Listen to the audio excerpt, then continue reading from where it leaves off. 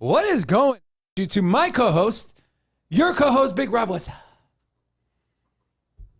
Hola, it's your boy, Big Rob, back in the house. Welcome to Sin City Crypto.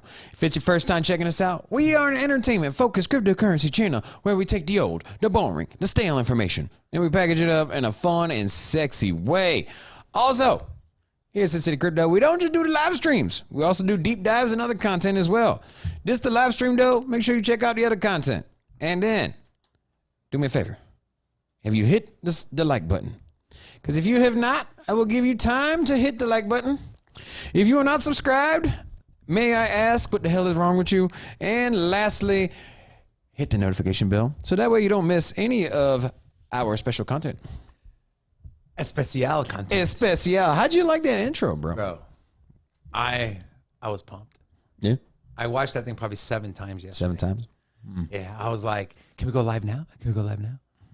But no, we're not. We're here. Audio wasn't down. We were just muted. So sorry about that, guys. By the way, speaking of audio was down, there was quite a lot of channels today. Their audio was down today. Notice that. Yeah, we were... Must be a full moon or a solar eclipse. Yeah, we're buffering. Anyways, what did you guys do this weekend, Crypto fam? Here's what I did. So Wednesday, Thursday, Friday, didn't see my kids. I got 3 kids. So what happens when they see me Saturday? Ass crack of dawn, 6 a.m. First, my daughter jumps on me, people's elbow to the stomach. Then my 7-year-old wakes up. Dad, I'm hungry. Followed by the 9-year-old. Dad, can you teach me how to juggle soccer?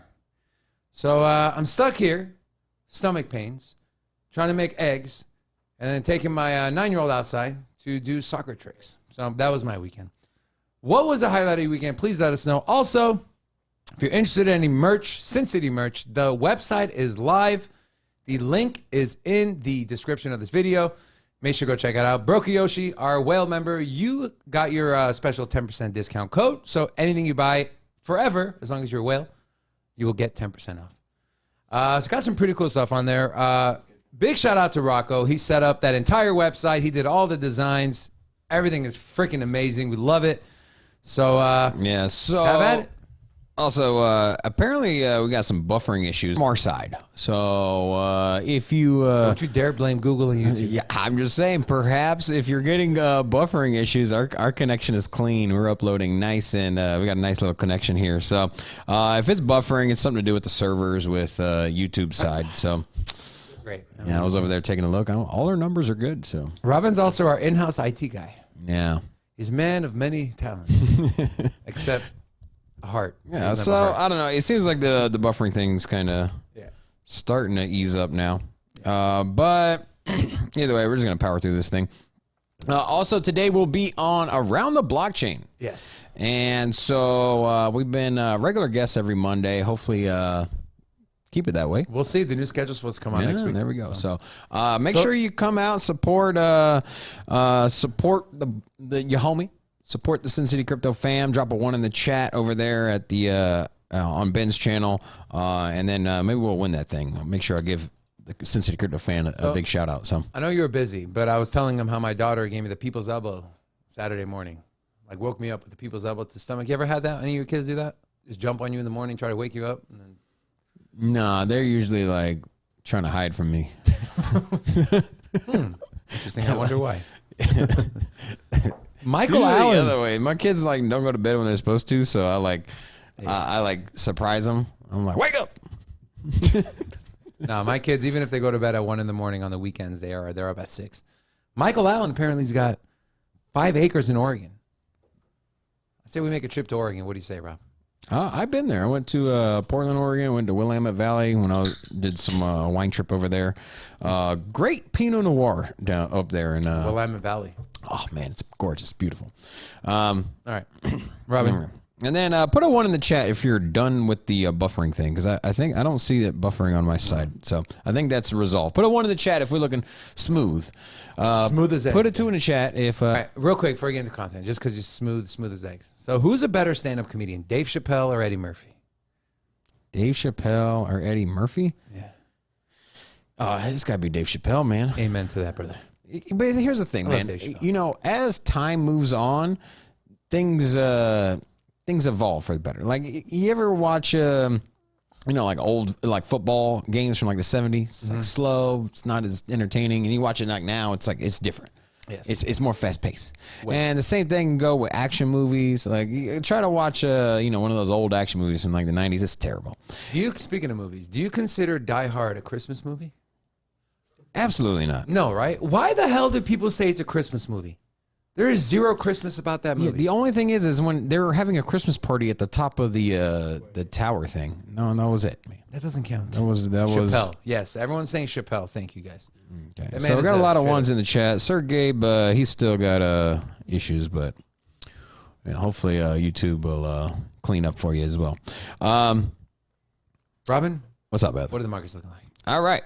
So, taking a look at the markets, we are sitting at $30,000,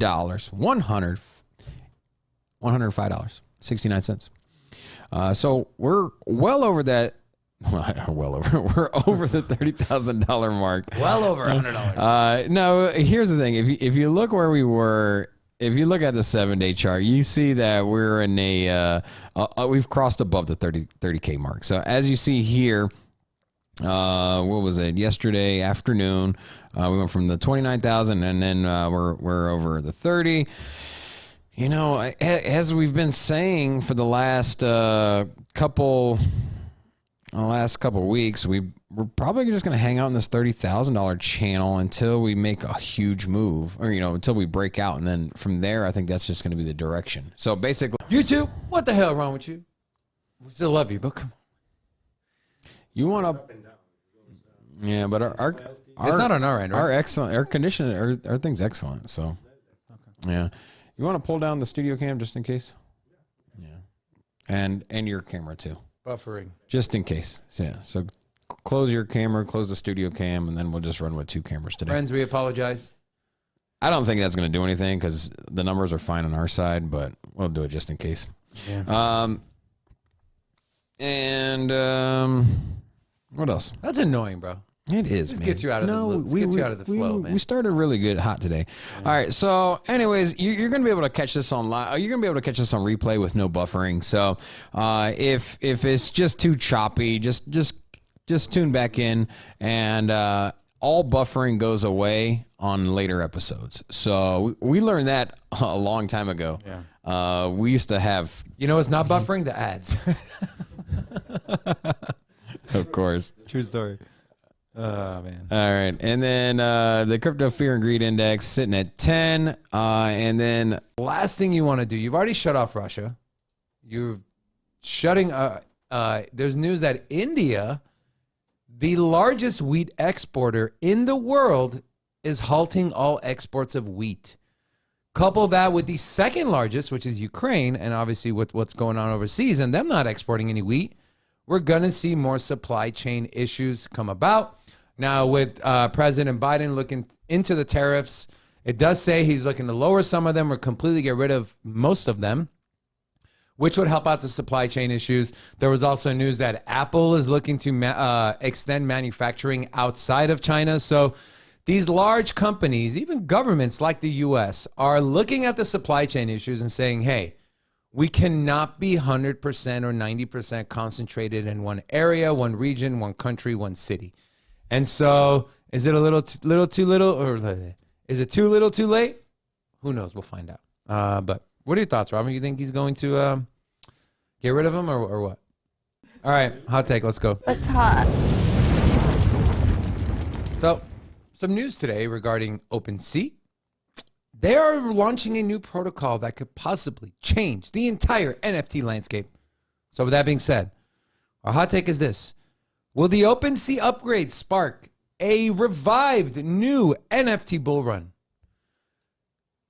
Robin, would you like me to go first or would you like to go first? Yeah, good. All right. The answer is yes and no.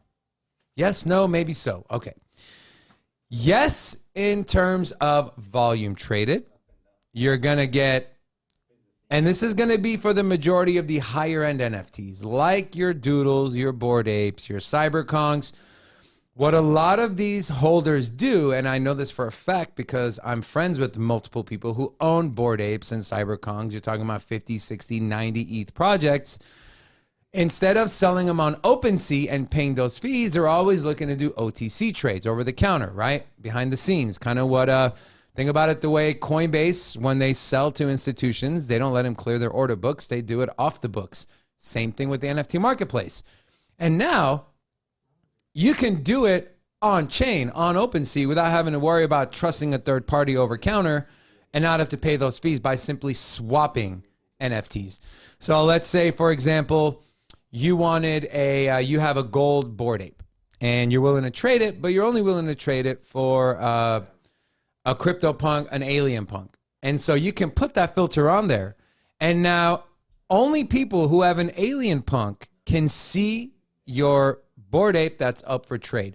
So it streamlines everything. It's supposed to be able to be interconnected with other chains, with other NFT platforms. And so it's going to be good for the space. Will it spark a overall bull run? No. Nobody's spending 1, 2, 3 ETH right now on any NFTs. If anything, people are going to hold on to their ETH for the merge because they expect the price to go up in value. But again, for the larger cap NFTs, your blue chips, your more expensive ones, I definitely see volume ticking up there. But as far as an overall bull run, I'd say no. Rob? Yeah, I don't think it's gonna spark anything. I think we're in a bear market. Not only is the NFT a new asset class, but it's also in a bear market. So if you saw how the first bear markets for Bitcoin and then the first bear markets for crypto were substantial, really hard. And then I think this is gonna be the first bear market, and this is the first bear market when it comes to the NFT market. So I think it's gonna be a full-fledged bear market and deep winter. Well, the NFT space, they have their own bear markets, and they're usually like 2 weeks long.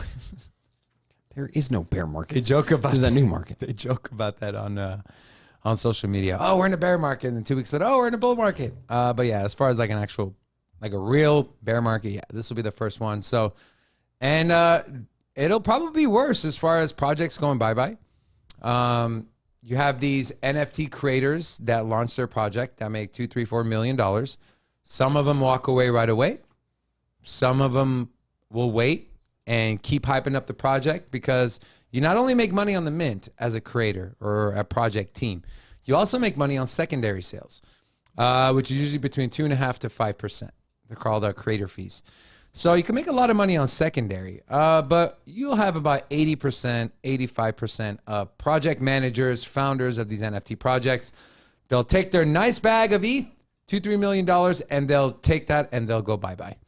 And so those projects, coupled with the ones that can't hold their head above water, or the community just loses complete interest in them because they're not innovating, they're not doing anything new, they're not adding any utility to their NFTs, that will accentuate the bear market and make it worse. And coming into the next bull market, you're going to see a handful of NFTs that are even around. Then, of course, you're going to get the next wave of new projects that are going to be launching. So if you're holding any NFTs, that is why people say when you buy NFTs, make sure you like the art. Because if it goes to zero at the very end, at least you own something that you enjoy, which is going to be the artwork. So that's my take. All right. Ready to move on? Yeah, let's go. Right. Talking points. We're talking points. Let's go.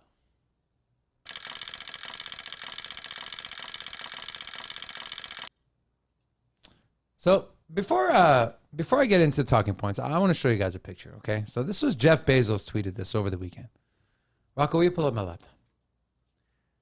He tweeted, I have this old 2006 Business Week framed as a reminder. The risky bet that Wall Street disliked was Amazon Web Services, which generated revenue of more than $62 billion last year. And this was him. And this just goes to show you, money does not only buy happiness, money buys good looks too. Amazon's risky bet. This was on Business Week magazine, again, back in 2006, essentially saying Don't bet on Amazon. It's too risky. And let me kind of make this a little smaller for you guys so you can see it. CEO Jeff Bezos wants to run your business with his web technology. Wall Street wishes he would just mind the store. Well, he did mind the store because Amazon is the largest online retailer in the entire world. They went from just being a platform that you can buy and sell to actually creating products. So this just goes to show you guys, one of the, if not, is, by the way, is Amazon the largest company in the world? It's number 2. Well, it depends Google's on what you number one, depends on what you consider largest. So they were the I guess you could say by market cap the largest company until a oil company, I think is out of Saudi Arabia. Yeah. Is now number 1. Either way, they got flipped. They're a massive company, and they were doubted. They said it's not going to work. It's too risky. Does that sound familiar, guys? Does that sound like Bitcoin? You know, you have TA experts like Gareth Soloway who are consistently comparing the Amazon chart to the Bitcoin chart, and they're eerily similar. And so you're hearing the same things around Bitcoin. When something is so revolutionary that is literally going to change the world, it's a lot of people can't wrap their minds around it. So what do they immediately do? They immediately go to, it's not going to work. It's too risky. This person doesn't know what they're doing. What the hell are they thinking? And you fast forward 5, 6, 7, 8, 10 years. Amazon, the number 1 largest retailer in the entire world. So when you hear the naysayers, think about this article. Keep this in mind. Amazon, too risky. Look at him now. But these are all the smartest people in legacy finance that, you know, everybody always thinks that nothing's ever going to change. You know, people are like, oh, Blockbuster will be here forever. You leave Blockbuster out of this. You know, cable internet will never go away. No, it needs and to go away. I always want my newspaper on my front doorstep.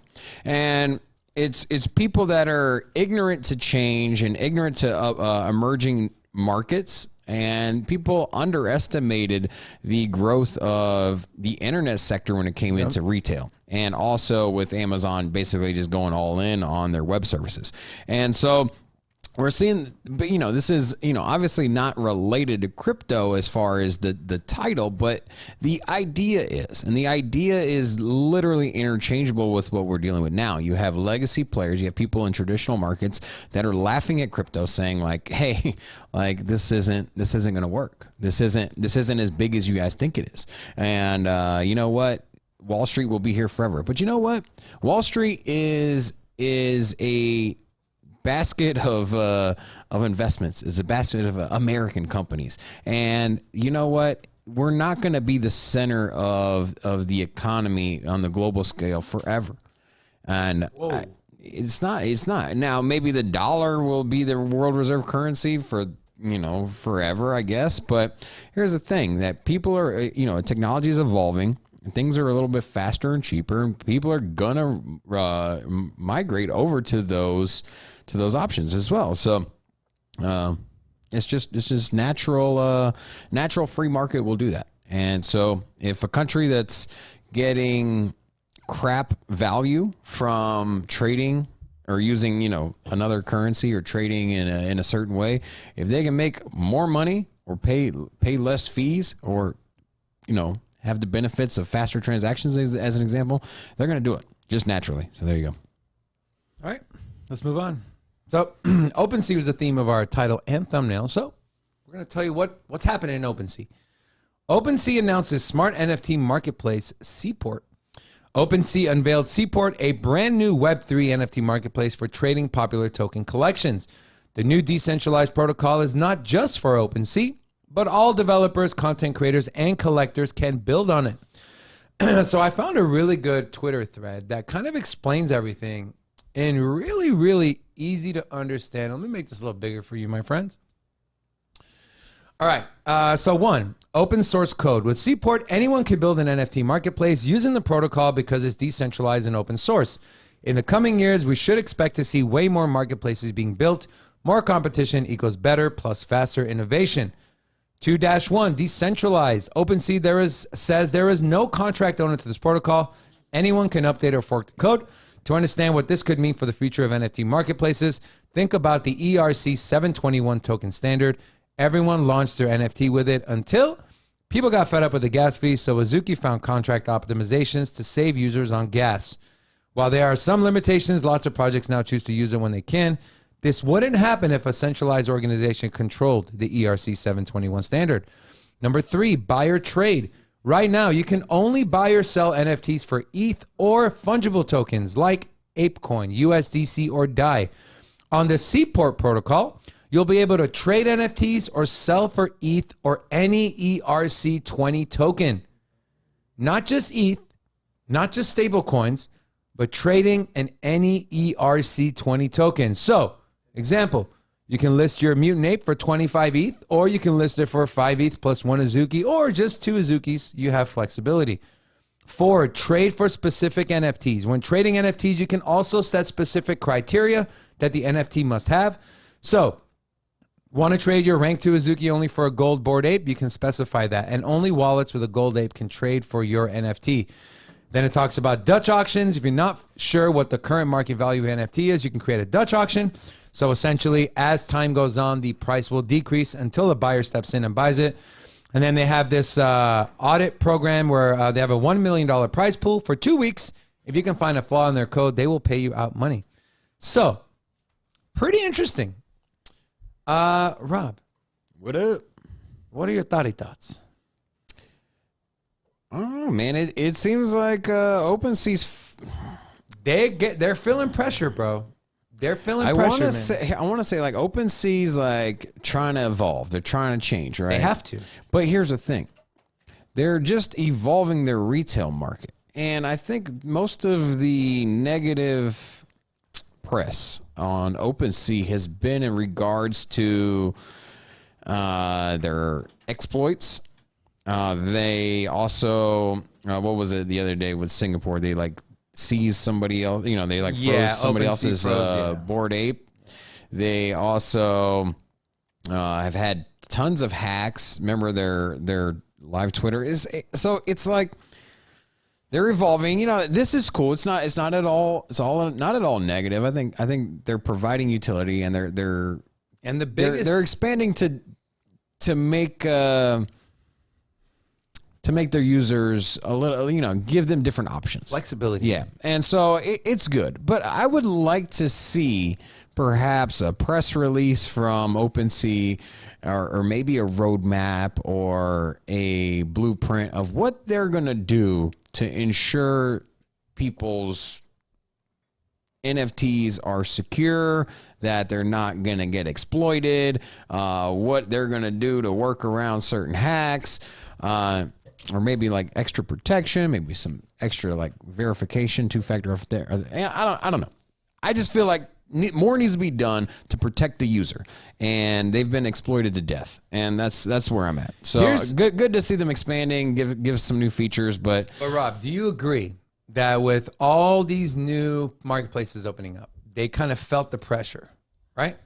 I mean, yeah. I mean, it's not. That's a no-brainer. This goes to show you don't change, you're gonna get left behind. So. And this goes to show you why it is so important for competition. Where a lot of people say we don't need any more layer ones. I disagree with that. Sure, there's tons of layer ones, but is there a perfect layer one? No. Will there be a perfect layer one? Probably not. But if a layer one is almost perfect, it can spark the fuse under projects like Cardano, Solana, Ethereum, because when you got a competitor speeding up behind you and almost catching up, you're either going to die or you're going to move forward. So OpenSea has chosen the latter. They're moving forward. They're not dying. They are the largest marketplace out there. They are the longest withstanding. So this is good news for everyone. Also, real quick, Mark, hope you're feeling good, my friend. Mark came down with the C, so I want to make sure you're doing okay. Thank you so much for joining us. Also, if you're new to the channel, please say hello. We'd love to give you a personal shout out on the channel. All right, let's move on. Some XRP news for you guys in the lawsuit. This one's kind of interesting. Ripple lawsuit sees big motion as attorney requests to represent 67,000 XRP holders, says a crypto legal expert. Attorney and XRP supporter John Deaton has filed a letter requesting to represent 67,000 XRP holders. The move is a direct response to the SEC wanting to bring in an expert to testify on what XRP holders thought when they purchased the 6th largest crypto asset. Here's my question. How are you going to bring in an expert to tell you what people thought? Are there thought experts out there? Robin, is there such thing as a thought expert? And I ain't talking about the people we see on Tropicana Avenue. Well, let me tell you, I'm a damn thought genius here, okay? Let me, all right? In case you didn't know, I got all kinds of thoughts experiments going on right now as we speak. He's not lying. And my thesis is that, here's the thing, man. Let's be real. Whether or not this is a security or not, whether or not, whatever, let's be real. Everybody that bought XRP was trying to make some cash, right? Nobody here. I mean, as much as I would love this thing to be settled and all be in favor of export, let's not kid ourselves. What's that? XRP. If you purchase XRP, especially hella early, then you was trying to make some cash. Nobody bought it. I'm telling you, nobody bought it. Like, hey, I'm gonna pick up this XRP because I would love to transact with it. I think it'll be really good to facilitate payments. Like, prove it. No, but one thing that you need to specify: I'm an XRP holder, and I'm part of the 67,000 people suing the. Were you expecting to make some money? Whoa! No, but the case is different. Is you a plaintiff or a defendant? they say the buying an XRP, I will have a part on the Ripple company, like a stock. That's where they How do I get in? So that's you just need to send an email. And Joe Didon, there is a form. Up, so there is an expectation that you become an owner of the stock of the company, not the using the XRP like you were using Bitcoin or something else. It's all a wording thing. But the thing was, they sent you that email like personally, or no? You can. Joe Didon is actually like a class action lawsuit, right? I think it was. It's a form. You fill it up with your name and stuff, if you want to be part of it, and that's very simple. And it has even for international XRP holder. So if let's say you get picked, they're like, Rocco, why did you buy XRP? What are you gonna say? I'm going to say I bought it because I believe in the project of XRP as a money transfer between a country banking, but not be an owner of a Ripple company. It's like not being like when you buy a stock for Apple, you become an Apple holder. So I believe in the phone, the touch screen is beautiful, whatever, but it's not the same thing. I become a part of the Ripple company. So they're two separate things. Right. Rocco knows what's up. Rocco, you represent the XRP army, all right, bro? That's right. Let's do it. Now, let's move on to the article. The SEC, and this is a quote from crypto legal expert Jeremy Hogan. The SEC wants an expert witness to give testimony about what XRP holders were thinking when they bought XRP. Deaton represents 67,000 actual XRP holders and wants to present what they were actually thinking. So, of course, the SEC opposes it. I wonder why. It's a big motion because if the SEC is relying on an expert to say that reasonable XRP purchases bought XRP relying on Ripple to... My brain did a spin when I read that. It's a big motion because if the SEC is relying on an expert to say that reasonable XRP purchasers bought XRP relying on Ripple to increase its price, and the expert is stricken, how does the SEC prove its case? It's a great point. So... how is that going to work? How is a judge going to sit there and say, all right, Mr. Expert, what were they thinking? Like, how easy is it for the defendant lawyer to be like... if you want the consensus of 67,000 people, you obviously can't bring them all in. No. I'm talking about the other side, the SEC. They're not bringing anyone in. They're not... Yeah, they brought an expert, too. Then. Well, that's what I'm saying. Like, you know, they're going to pack that courthouse with 67,000. No.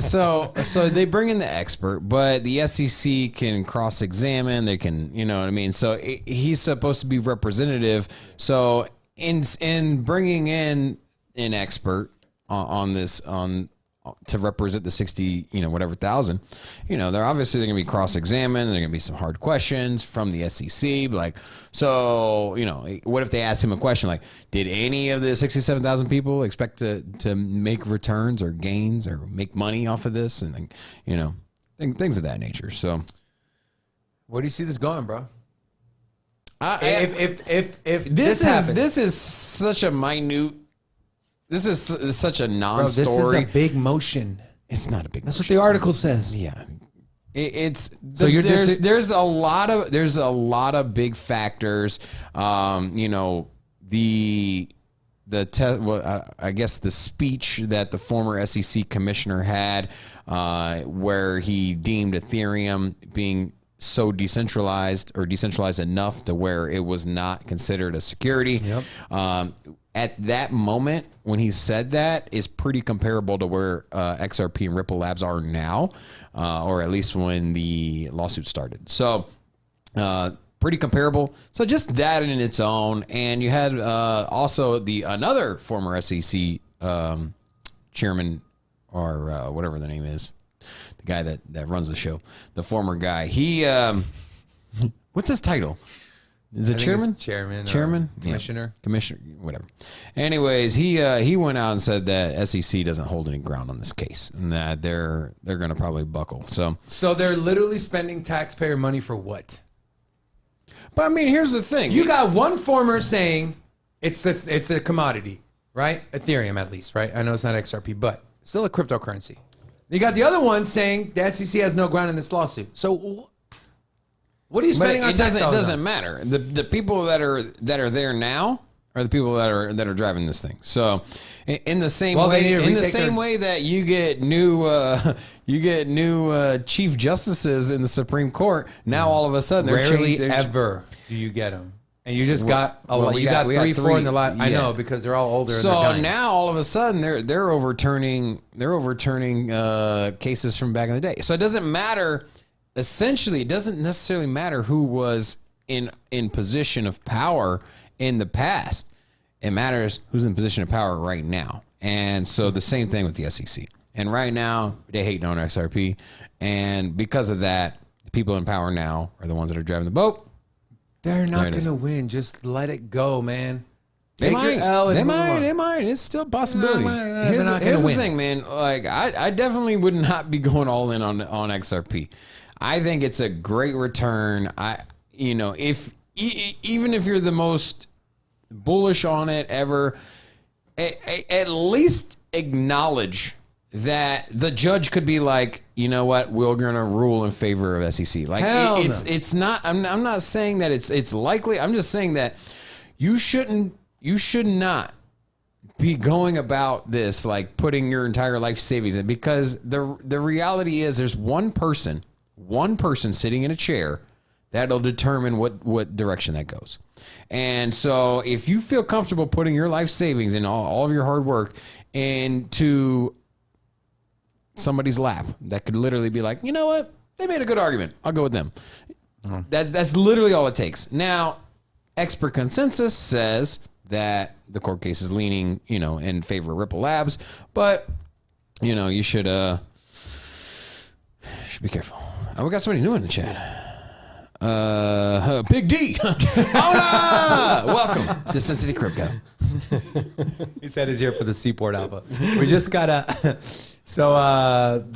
about 15 minutes before this, we were talking about the OpenSea Seaport. So we were kind of distracted earlier because we were having issues with our stream, but it's a pretty big story, man. Yeah. OpenSea is evolving. Just to kind of touch on that since you missed it, but OpenSea is evolving.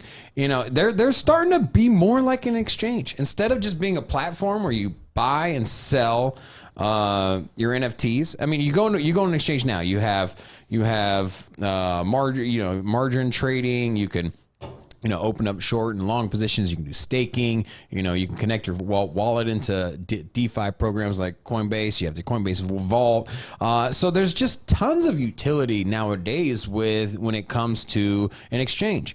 And what is OpenSea? OpenSea is an exchange, right?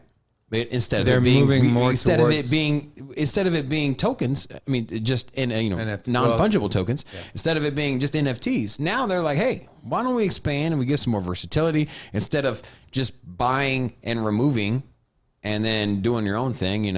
Why not give some extra features? So But when you got Coinbase breathing down your neck and FTX and all these other exchanges, you either evolve or you don't. So. that's right. All right, let's move on. Let's go. We got some WEF news. WEF, the World Economic Forum, is taken over by crypto firms promoting rapid adoption. Cryptocurrency executives from different firms attending the meeting have taken over Davos, which is in Switzerland, in the Swiss Alps, taken over the main street to push for the adoption of digital assets. If you're not familiar with the World Economic Forum, it was created in the 1970s by Klaus Schwab, synonymous with malpractices in the legacy finance world. But it's essentially an annual meeting. It's about 4 days. This year it's the 22nd through the 26th. And it's just all the bigwigs, lobbyists, CEOs of large stock firms, financial firms, whatever the case may be. I think the threshold is $5 billion in revolving revenue for you to be able to be invited to go there. So this year, apparently, it's very crypto-centric.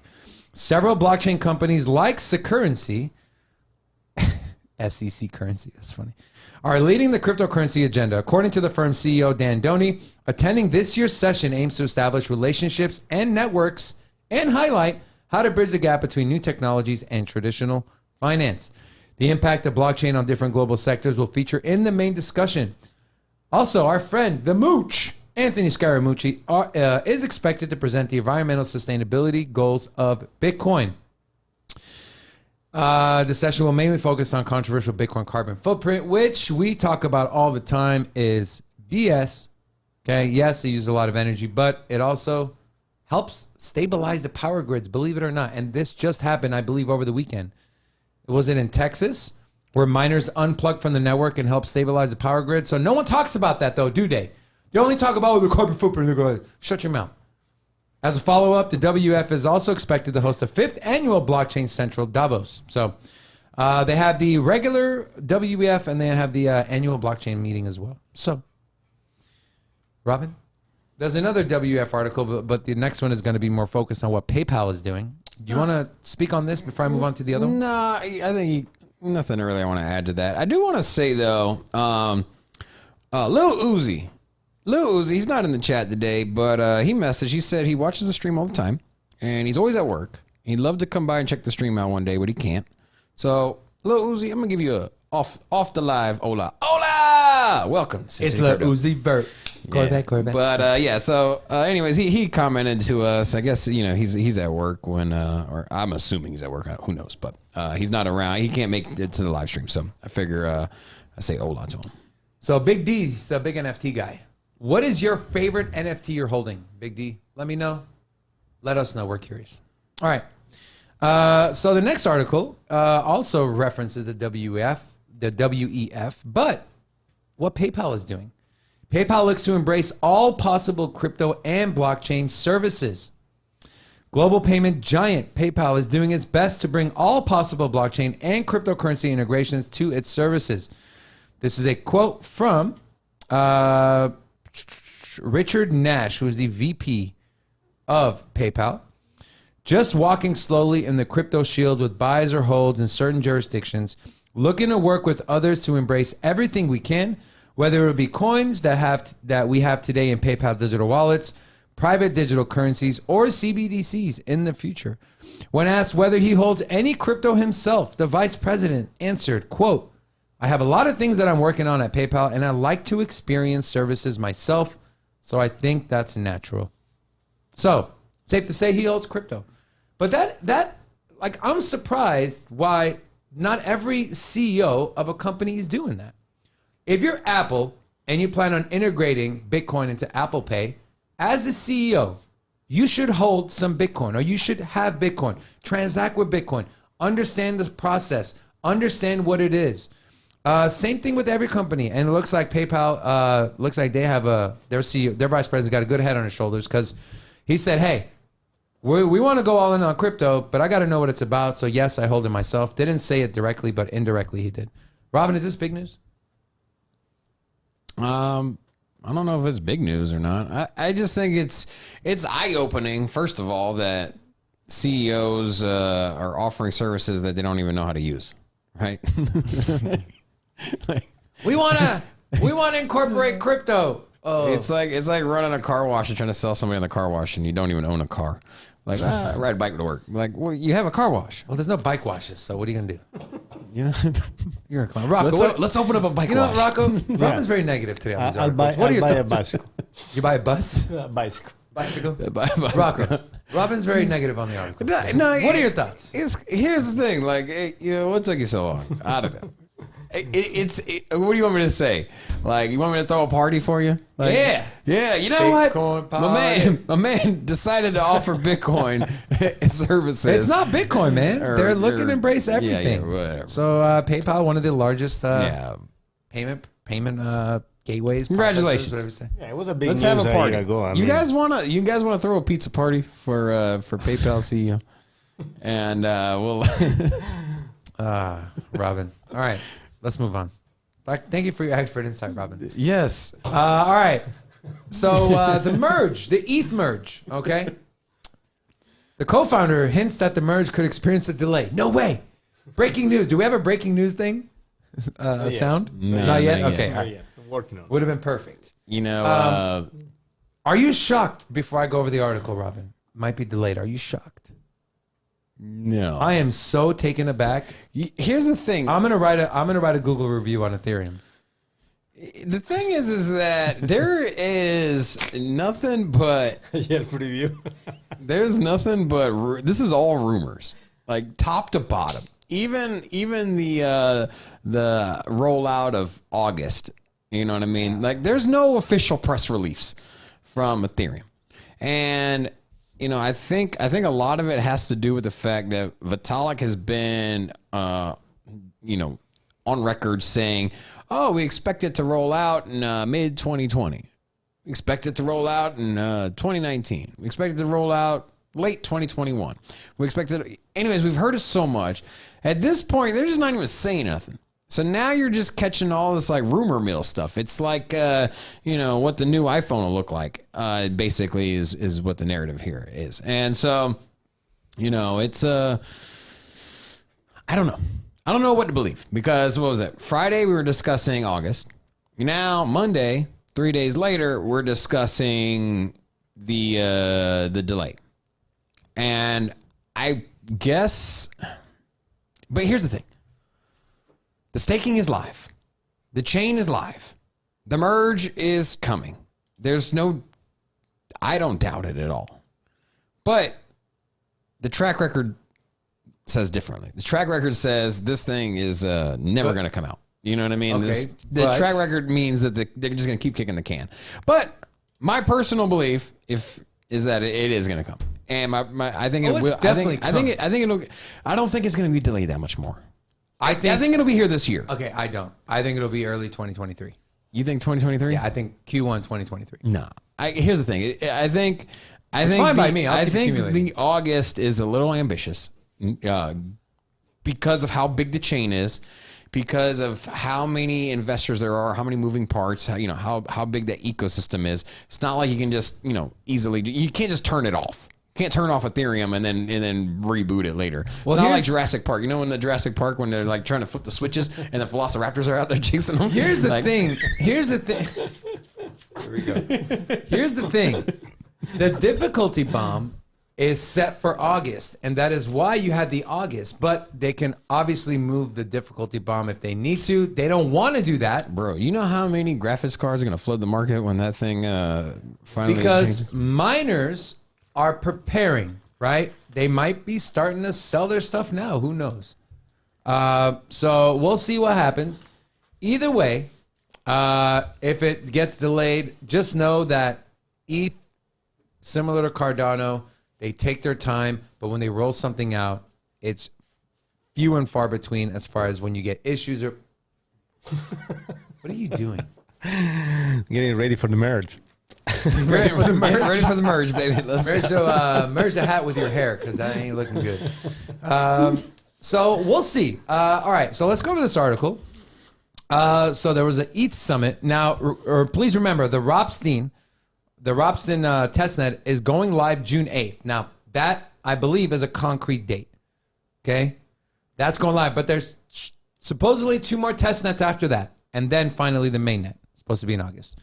Vitalik Buterin stated at the Ethereum summit that, quote, this will be a major test, talking about the Ropsten testnet, larger than any of the tests that we have done before, taking a large existing test network with many applications of proof of work, moving it into proof of stake.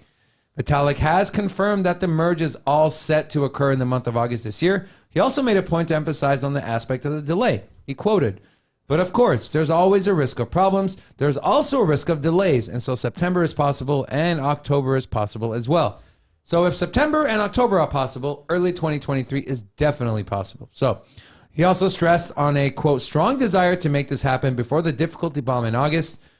If you're not familiar with the difficulty bomb, it's referred to the program that's coded into the ETH blockchain and is intended to slow down the network and was created to encourage a shift to the proof of stake consensus. So they're going to make mining harder, less financially and economically. What's the word I'm looking for, Rob? Help me out. Financially and economically suitable.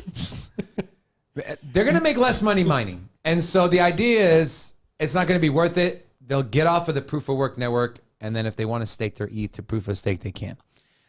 So I'm saying early 2023. Robin, what are you saying?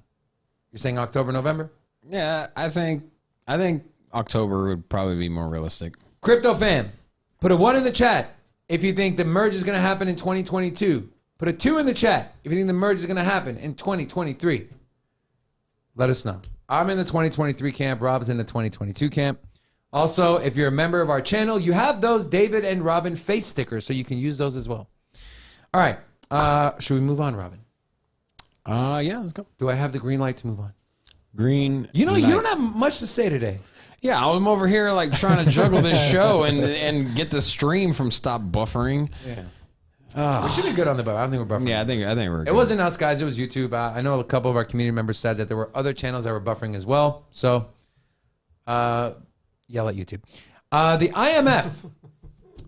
This is interesting. So the IMF stands for the International Monetary Fund, but I have a different word for them. I'm not going to say it because I've been trying to stop my cursing. All right, I'll say it. The International Mother Effers. Real quick. Marky Mark put a 3 in the chat, says 2025. Jesus Christ. No way, bro. There's no way. Yeah, that's yeah. I mean, I wouldn't be surprised. To be honest with you, I would be surprised. 2025, bro. I'd be extremely surprised. Like they're launching, like the testnet's launching in 2 weeks. Okay, it's not going to take 3 years for them to fix testnet issues. No, they've been talking about this upgrade since. Yeah, many times they delay. Yeah, that's why Gavin Wood left. Yeah. You got tired of waiting. So the IMF, all right, they're very anti-crypto. They're also the essentially the World Bank for countries that need money. They borrow money from the IMF. And so what the IMF has been doing to countries that are pro-crypto, and we saw this, was it Argentina? They came out and they said, hey, we want to regulate crypto, blah, blah, blah. Come to find out, they borrowed about $40 billion from the IMF. And the next day, the president came out and said, no, we're banning crypto. So you can see the level of sway the IMF has on countries. And here they are again. IMF provides technical assistance to El Salvador in compiling Bitcoin usage stats. Kind of interesting on this one. The International Monetary Fund has entered into talks with El Salvadoran authorities on the critical issues that were emphasized by our executive board in January. So when El Salvador came out and said they're going to make Bitcoin legal tender, the IMF came out and said, well, this, and this could go wrong, and you shouldn't do this. You should do this, and this if you want more money from us. And so El Salvador flipped the bird to them, and here they are again. So according to spokesman Jerry Rice from the IMF, he said, quote, it is part of the discussions that are ongoing, including the progress of the authorities in the collection of statistics on the use of Bitcoin and other information related to the adoption of Bitcoin as legal tender in El Salvador. Therefore, we provide technical assistance on this topic, the compilation of the use of Bitcoin, he explained. Rice has also said that the debates were being held, quote, on the fight against money laundering, fiscal transparency. Okay, let me stop there. Let me start, because I'm about to get pissed. Fight against money laundering. Less than 1% of Bitcoin transactions are used to launder money. My question is, fiat is the king of laundering money. If I propose you a question, if I give you $1 million worth of Bitcoin, and I'm like, yo, can you send this to somebody in Russia? Like, or you know what? Can you go buy some drugs with this? You know, can you go buy me a stolen? How about this? You're trying to buy a stolen Lamborghini, okay? How are you going to pay for a stolen Lamborghini? Would you rather pay for a stolen Lambo in Bitcoin or a suitcase full of cash? Well, duh. That's what I'm saying. And that's why I'm so pissed. Because of that exact point. Okay, let me ask you this question. 6 years ago, the Bitfinex hack, was it Bitconnect or Bitfinex? Bitconnect hack. Bitfinex, okay? Where that couple, they laundered the money. 6 years later, they were able to trace them. Why? Why? Ask yourself why. If those are made in cash, do you think 6 years later, the government, the Department of Justice would be able to bring those people to justice? No, they would not. No, they would not. Fiscal transparency. Literally every single transaction is on the blockchain. Accountability in the use of public funds. Strengthening the anti-corruption framework in accordance with international standards. The funny thing is the people that are running, the people that run law, the criminal agencies, the FBI, your local authorities, whoever it is, your police departments, whatever it is, CIA. What do you think they would like criminal activity to be transacted in?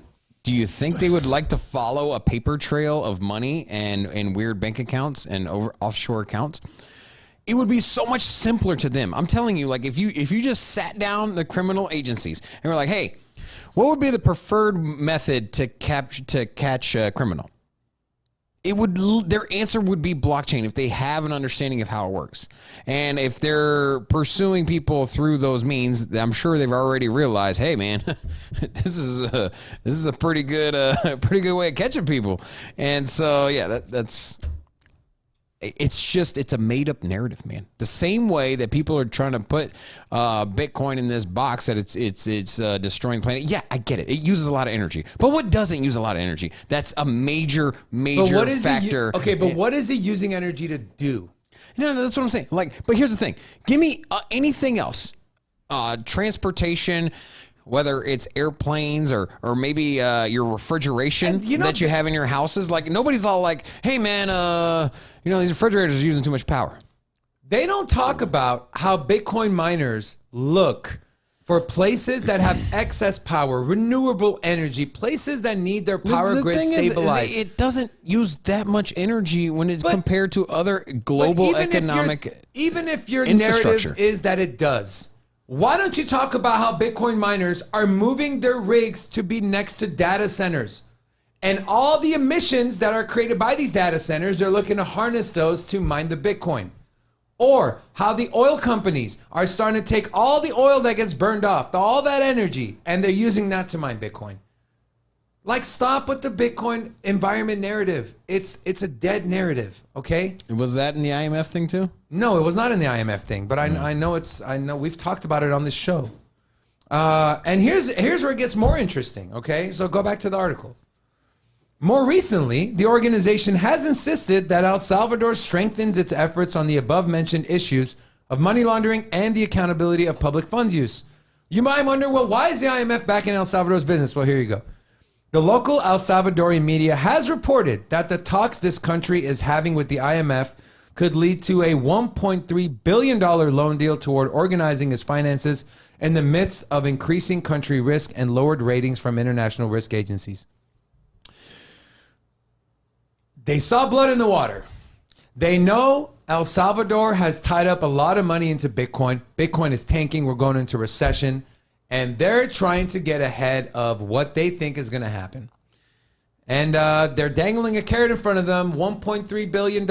But here's what you got to do. And it makes me sick because the U.S. has the most voting power in the IMF because they contribute the most amount of money. I mean, the IMF's headquarters is in freaking Washington, D.C. And so essentially, they can shape the narrative of the IMF, but they're not. But here in the U.S., our president is telling all the agencies, hey, we want to adopt crypto and blockchain. Give us reports. On the IMF side, completely different. So, Robin? Yeah, no, IMF sucks. And I found the article if you want to see the one from Bit. Please, yeah, go ahead. Yes. I got it right here. This one is from... Go ahead, read it, Rocco. I can't. My glasses are bad.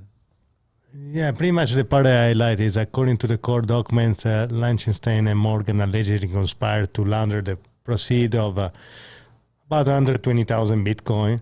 They were stolen from Bitfinex platform after a hacker breached Bitfinex and system and initiated more than 2,000 unauthorized transactions.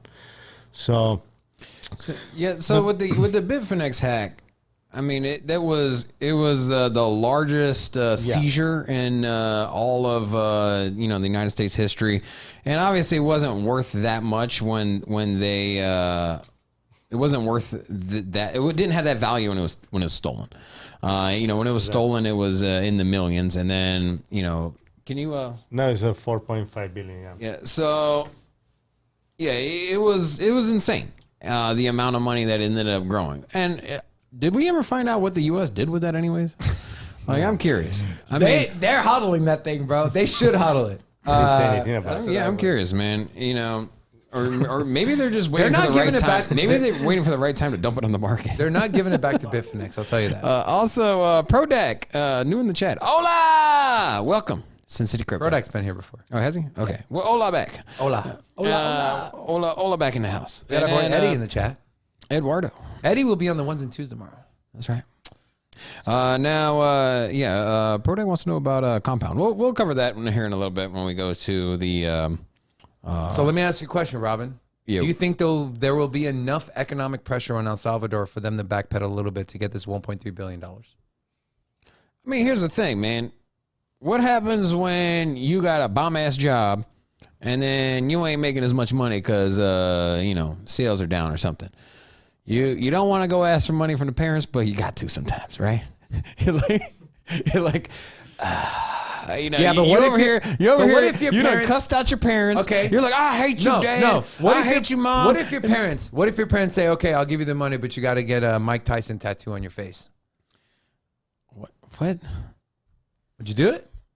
Why? What are you talking about? Get out of here. Would you do it man. or not? Making no sense, man. Why is that making no sense? It's a stipulation, something that you probably wouldn't do, right? I thought you were going to say something like you need to quit your stupid job that you have or whatever. You know what I mean? Like, like if you're going to keep it in the parameters, like if I go to my parents, I got a job. It's super risky. Let's just say it's YouTube. I got a good relation with my parents, so this is not some precursor here to what actually goes on in my fam bam. But, let's just say I decide to start a YouTube channel, and my parents are like, "Hey, that's hella risky." I'm like, "I'm good, I got this." And then they're like, they're like, "Well, if Vol goes south, we ain't giving you no money." And I'm like, "I got this, man. Don't worry about this." And anyways, I'm like, "Man, can't pay my bills. Market's down. Bear market got me good." I go to the parents and I'm like, "Hey, man, you know what? I'm sorry. Can I borrow some money for my rent?" And then they like, "Well, we'll give it to you, but you need to quit the YouTube.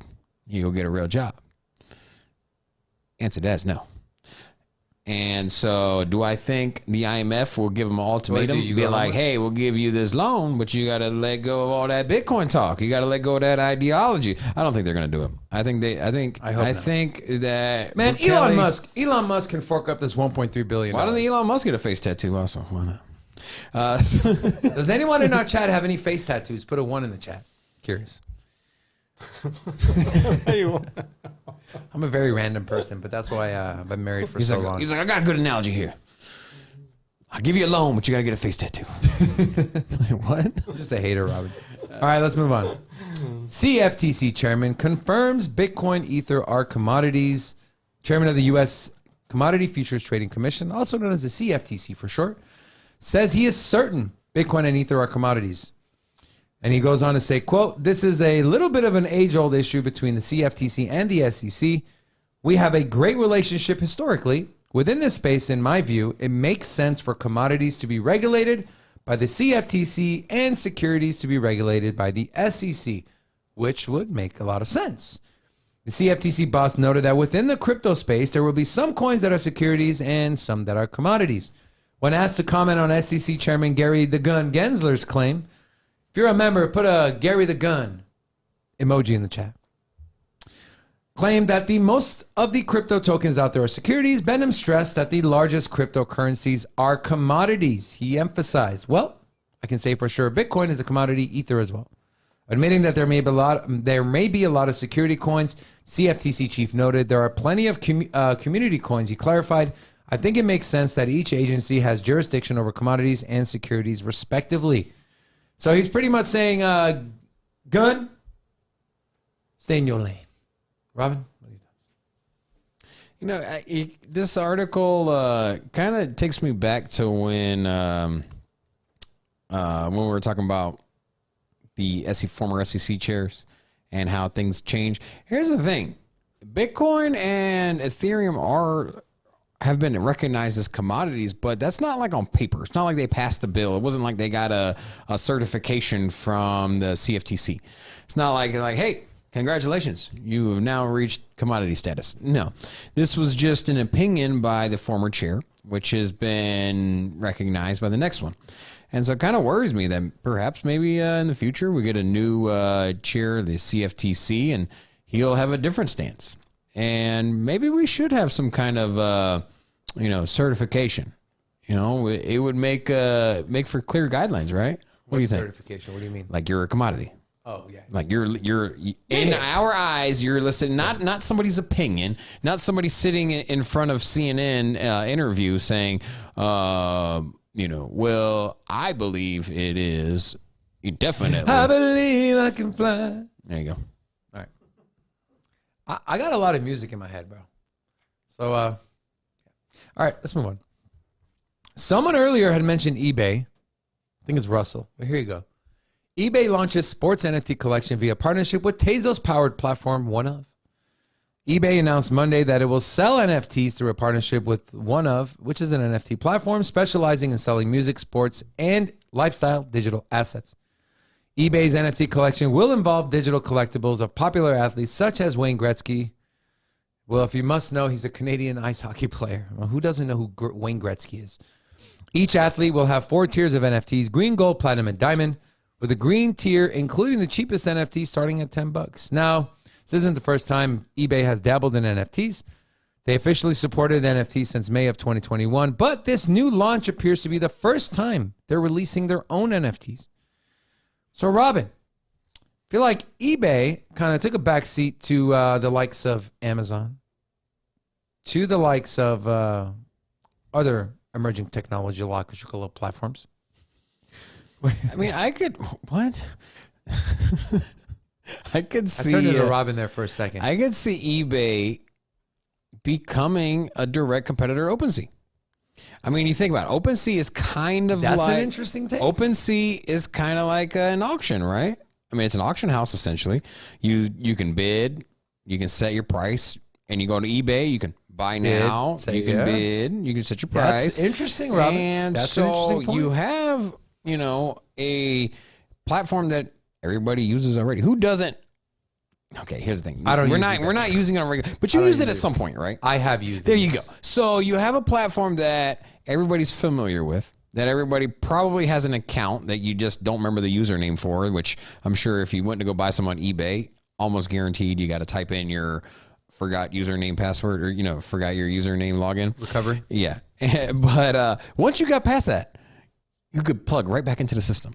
And, there are millions of people that do use it. Might not be myself anymore. I used to use it. I just feel like it never evolved, right? Yeah. here's the thing too. Okay, so eBay just never evolved, man. they didn't, and so here's what I can say. I've heard a lot of noise from people in my circle, people outside of my circle on social media. NFTs are dead. It was just a hype boom. They're gone. Well, they're not, because how many? Right? I say this all the time. Follow the money. eBay. Next, you're gonna have Amazon. You got OpenSea. You got Coinbase. I mean, you got everyone dumping money into the NFT sector. In 5 years, the NFT marketplace is going to be one of the largest economies when we talk about space in the entire world. Mark my words. Mark my words. Dang. And it's all going to come to who charges the less fees, who's got the best user interface, and who's the most interoperable. Because it's not just going to be ETH. NFTs are not going to be king forever. Solana NFTs are creeping up. Cardano NFTs are getting hyped. Tezos NFTs might come in. And all these other layer ones that are going to come through, Avalanche, whatever the case may be, interoperability, user interface, and fees are going to be at the forefront of which marketplace takes the cake.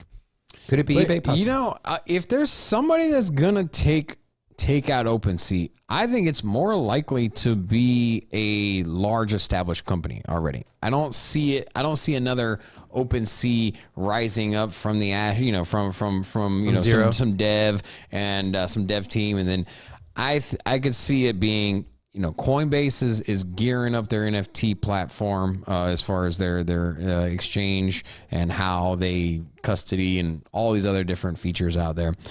So Coinbase looking sexy as far as giving them a run for their money. And here's the thing: even if you love OpenSea, competition is good.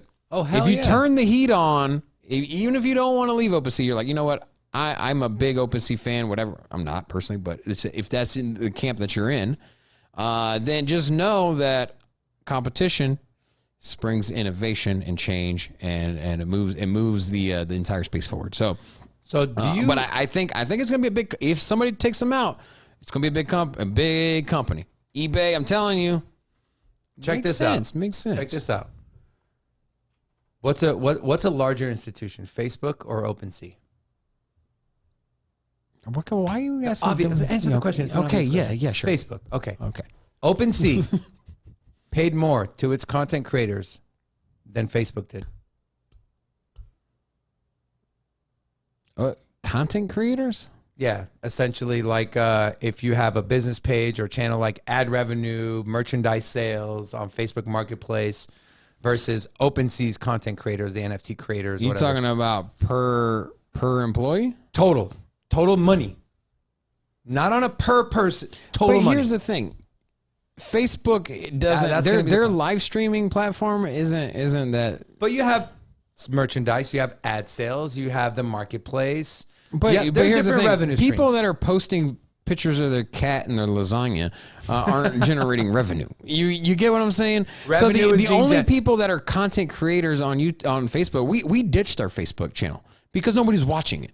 And we don't have time or bandwidth to even mess with it. It's not worth our time. And later on, when we get fiber optic in here and we have another person to help our producer, we'll launch Facebook Live because, I mean, why not if you have the capability to do it?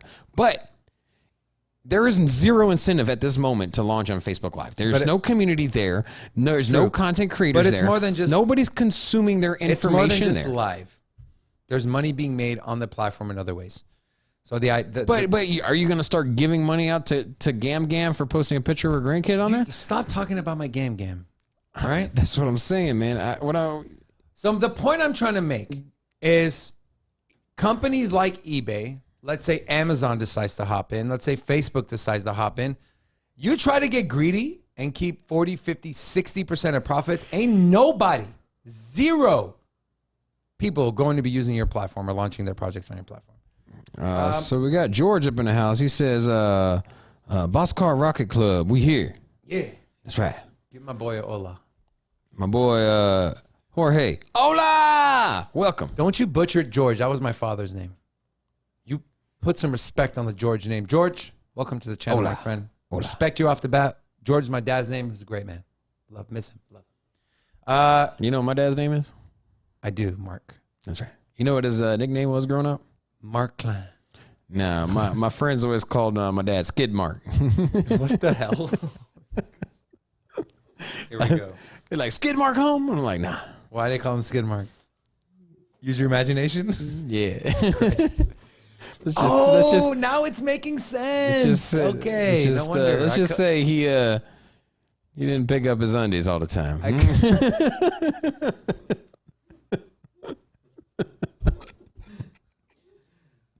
Come here for the crypto, stay for the laughter. All right, let's move on. You want to pay attention if you are willingly spend over $1,000 on shoes and clothing, because Balenciaga is going to accept Bitcoin and other crypto as payment. By the way, would you ever spend $1,000 on shoes, Rocco? Well, you're Italian, you would. Yes, I did. Of course you did. Yeah. Robin, you're not Italian, would you? Hell no, man. Hell no, man. I mean, you know what? Okay. I think you can get pre-pandemic, you could get a pair of Gucci sneakers for I think it was $600. Yeah. That was that's probably the cap there for me. I just can't. But here's the thing. I'm scared to even know how much those Gucci sneakers cost now, because that was, let me look it up. Guys, okay, let me ask you a question, okay? Even if you were a multimillionaire, would you spend $1,000, $2,000, $3,000, $4,000, $5,000 on shoes? Absolutely. I don't think I could, man. Yes, you can. I would rather spend that money on a $600, $1,000 dessert or something. If you're a billionaire, your I know, state of mind changed completely. You know, you don't go to Walmart anymore. You start spending $10,000 on a shoe, man, you're gonna go broke. No, it doesn't work that way. You're gonna start to do your life change in a different cycle. You gotta go with different people. You're gonna attend a yacht club. But look how cold these are, man. Right here. Pull up my laptop real quick. It is a little cold in here. No, I mean these. Look at those. These things those are dope, man. You tell me you wouldn't wear these? I wouldn't wear those. Dude, those things are. I like it. Dope. I'm a simple man. And then I'm a simple folk. These are the ones that you see. This is the ones you see more often. Okay. Have you seen Balenciaga's shoes? Not too bad, $740. They're ugly. Balenciaga, yeah, those are like glittery and like pointy, right? No, they're the really fat platform ones. Here, let me pull up a picture. Either way, they're a luxury brand. Okay, they're part of the Kering group, which has Gucci in it. But the Gucci shoes are only around $700. So inflation hasn't hit them too hard, because they were it was like $550, $600 before the pandemic. So. What's that? Here, look at my laptop, Rocco. Look at my 20% inflation. Excuse my language, but who the fuck would wear this? Who would wear this? Lady Gaga. And then pay $1,100 to wear it. What is that? A tire? Well, you're gonna have Robin's gonna wear those, and I'm gonna put a rope around his waist and pull him in my car. Remember the Skechers ones that everybody's mama had the Skechers ones. The ones that you rock back and forth. They would always be like, "I worked out today." Like, no, you didn't. You did not work out today. This literally looks like a tire. If you have a Lambo, those are the Pirelli P0 that you're gonna put under the. Yeah, well, yeah, seriously, Jesus Christ, man. Well. This is horrible. So yeah, those are the only ones I would maybe wear. The first ones are nice, man. Would be these ones. Yeah, those are nice. Right? I like maybe, but $825. Oh, I'm just kidding. No, throw some Bitcoin. I got 3 kids, bro. I got 3 kids. One likes coding. That's $200 a month. The other is in club soccer. That's like $300 a month. So yeah, but these are some what is this? What is this? I ran into I was on the strip yesterday, and would you ever wear those? No, that's atrocious looking. I was on the strip yesterday, having dinner, and there was this crowd of people walking by, and I was like, "What the hell is going on here?" Lo and behold, it was Gordon Ramsay. Really? I was like, big fanboy here of I've met Ramsay. Gordon, man. He's dope. So Gordon Ramsay is one of the coolest celebrities you will ever meet. He was going by, and he has this group of people taking photos and whatnot. Whatever. I'm not a big photo guy. But anyways, I happened to notice, what kind of shoes he was wearing? Hold on. I know what shoes he was wearing. He was wearing Asics. He was wearing Bitcoin mining units on his feet? No, the I know, bro. I know. Yeah. So is it ASIC or basic? Because there's a little logo that looks like a B in the front. No, I think it's ASIC. What is it? What is the sneaker? The one that has the weird sideways A. Yeah, ASIC. Yeah, it's ASIC, right? You got me thinking. Blade Runner shoes. ASIC shoes. Yeah, he had a pair of these. You know, first time I ever met Gordon Ramsay. Yeah, he had like the basic ASICs. The 6'5". Basic ASICs. All right. I was like, I know you got a Lambo, man. You better put something a little cleaner. You better put some fresh Jordans got on 5 or something. kids, bro. Ramsey's got 5 kids. That dude got a lot of restaurants. Every time I go down to the strip, there's another Gordon Ramsay restaurant pop up. I'm like, and a straight G. Love Gordon Ramsay. Gordon, if you're watching, we love you. We're big fans of you. Come on the show. All right. We are done with our talking points. Robin, did you want to show you? They're basics. I think they're basics, bro. They're ASICs. Oh, yeah. Anyways, Balenciaga, just to wrap up this article, they're going to start accepting Bitcoin mostly in their flagship stores located in New York and Rodeo Drive in Beverly Hills. And then they're going to move to online. Start with Bitcoin, bring on other assets. So there you go. All right. Let's move on to our very last segment of our show, the market analysis.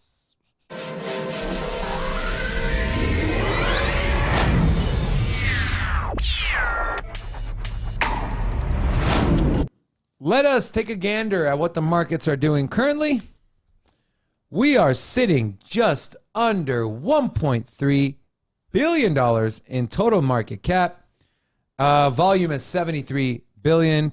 On the lower side, Bitcoin dominance 44.2, ETH dominance at 19.1. Yeah, Bitcoin still holding steady over 30K, ETH over 2K.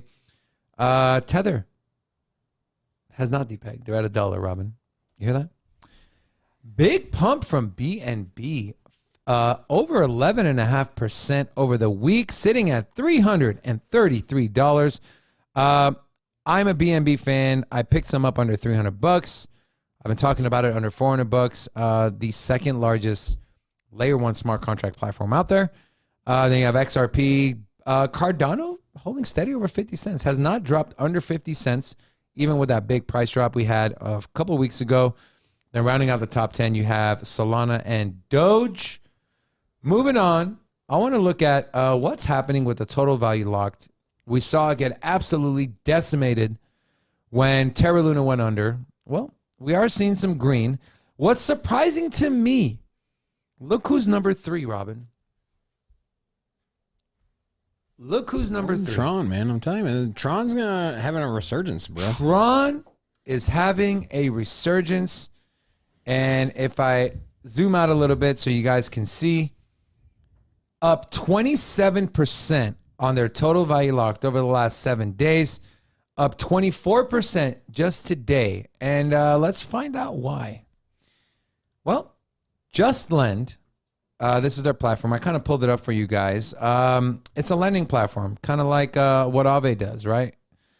And a topic of a little sensitive right now is algorithmic stablecoins, which their USDD is an algorithmic stablecoin, and their pool is pretty big. It's about 514 million, and they're currently paying. And I'm not giving you these numbers and telling you to go do it. I'm just saying this is one of the big reasons behind their total value locked is they're giving out 6.6% to borrow and 11.1% to supply. Here's the issue, though, guys.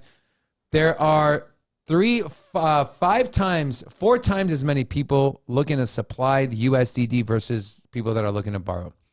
So you want it to be as close to 50-50 as possible. Again, not saying you should go do this. I'm just want to show you guys this because this is the catalyst behind the large move on Tron's total value locked. All right, let's look at some charts. Yeah, so someone asked about Compound earlier. I forget who it was. Yeah. Prodac, that's right. Prodac. I was doing a little research with Compound. Did you know that the S&P gave them a B- rating? Wait, what? So Compound Treasury, you want to pull up my laptop real quick? No, I didn't mean to stop. No, you're good, but figured it'd be a good segue into the. It's not stupid. So Compound Treasury nabs credit rating from S&P 500, or the S&P. It doesn't say 500, but But Compound Treasury, a crypto firm that allows institutions to tap into interest rates available on the Compound protocol, nabbed a B- rating for the S&P, making it one of the first offerings in decentralized finance to receive such a score from a major rating agency. Wow. Credit ratings provide investors with insights into the degree in which corporations or governments issuing debt will meet the obligations in a timely fashion. Those ratings from D all the way up to A-. Compound Treasury said the rating could increase in the future as part of ongoing discussions with the S&P. And so, yeah, kind of cool. You got traditional finance, legacy finance, tipping the hat to basically they're saying, hey, it's not a scam. And you know what? You can actually use it for finance. We'll give you a B- rating. But you know what? That's actually more than if you would have told me that the S&P came out and gave a rating to somebody. I would be hesitant to think that it would be in the B category, right? Yeah. Yeah. So kind of bullish. We like Compound here. And then when you do your TA, just breeze over it. So I got Bitcoin over here. Okay, I got the Bitcoin 4-hour chart because the 1-day charts look. 1-day charts look. They all look the same. Okay, so I put that on the 4-hour chart. Okay, and what I saw is an ascending triangle. And good news, friends, ascending triangles typically break to the upside, and we are currently trading at the lower trend line or the rising trend line of this ascending triangle. Now, if we look at the RSI, we're currently sitting at about 50, so right in the middle. If you're not familiar with the RSI, it measures oversold and overbought. So anything over 70 is considered overbought. Anything under 30 is considered oversold. A lot of traders look at these levels when it's overbought and oversold, and they go the opposite way. So will it happen? Who knows? But typically about 70% of the time, these do break to the upside. So keep your eye on that. The other one I wanted to look at was Elrond. Now, a little worse news for Elrond. So I got the 4-hour chart pulled up here again, and Elrond is in a classic bear flag. See a strong down move and then higher highs and higher lows. You might say, well, doesn't that mean it's going to break to the upside? No, these typically break to the downside. And the example I can show you, which is a huge example, is on Bitcoin. We had this giant bear flag on Bitcoin play out. It was here, giant move to the downside, and then we had higher highs and higher lows. I had this on the chart for a while, and then we broke to the downside, found support at this 29,000. We're seeing the same thing happen on Elrond. If I go to the 4-hour chart, we're seeing the same thing happen on Elrond. Now, again, these patterns are never 100% accurate. It's all about probabilities, but typically break to the downside. And here's the other thing I want to do. I'm going to hide this drawing here, and I want to throw on the Bollinger Bands. So the Bollinger Bands measure volatility. And when you see these Bollinger Bands constricting, typically precedes a big move, whether that's to the upside or downside, we don't know. But bear flag, Bollinger Bands constricting, we should see a move to the downside. If I throw on the 1 hour, you can see they're pretty constricted here. And we are getting down to the oversold territory. So 2 indicators are telling us it's going to break to the downside. One is telling us there's also one other indicator. It's viewers in the chat. We just broke 30 viewers in the chat. You know what that means. We broke 30? We broke 30. I see 27. All right. Hey, yo, let's go. Let's open a club, baby. We ain't got no studio cam today, but, we can still open up the club. You stopped my TA. You couldn't wait for it to open. Absolutely not, man, because at the end of the TA is the show's over. Let's go. I was done with the TA anyways. Go ahead.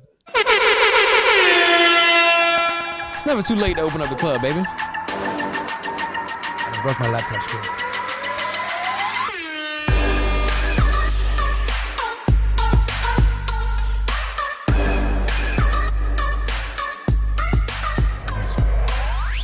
So, guys, and then Ola, the crypto junkie. Ola! So, we used to, when we opened up the club, we used to give away Bitcoin, but YouTube, so yeah, if you don't know, because like Dickens he's like, what's that mean? So basically, what we do here is when we get to 30 people in the chat, we open up the club. We have a Vegas party, and we used to give away Bitcoin, but YouTube told us, no more of that. So yeah, so we still like to have a good time. We like to. You know what? Like to have a party when. We'll figure out something else. Maybe we can do discount codes for our merchandise or something like that. Oh, hey guys, real quick. I'm sorry to stomp on your TA, man, but we did launch our merchandise as well. So we have the link we got the link in the description.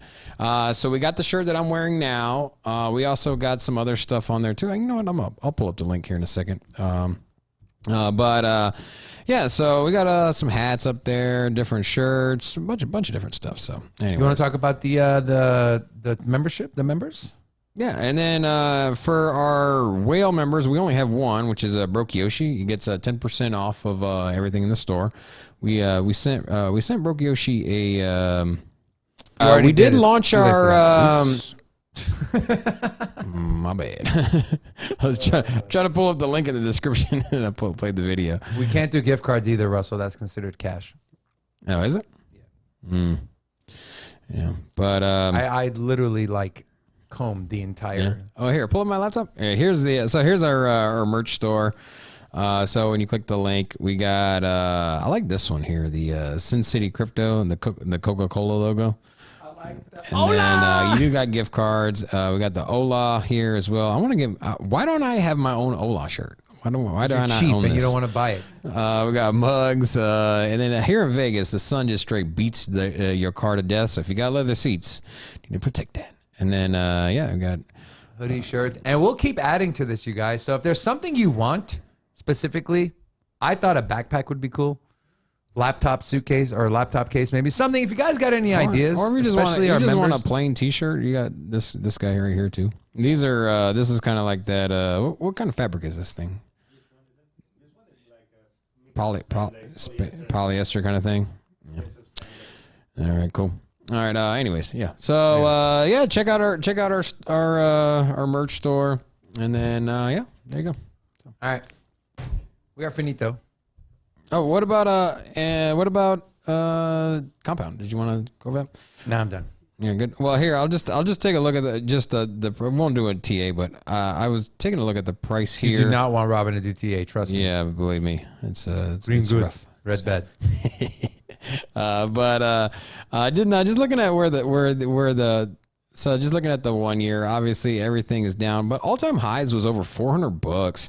Actually, it went over 500. But these projects here are great projects. This was it 50 to 100, I think are the best values to pick up in the bear market. I do think we're going to have a bigger pullback, so I probably wouldn't pick up anything in this market cap range right now, because I think you're going to get better value later.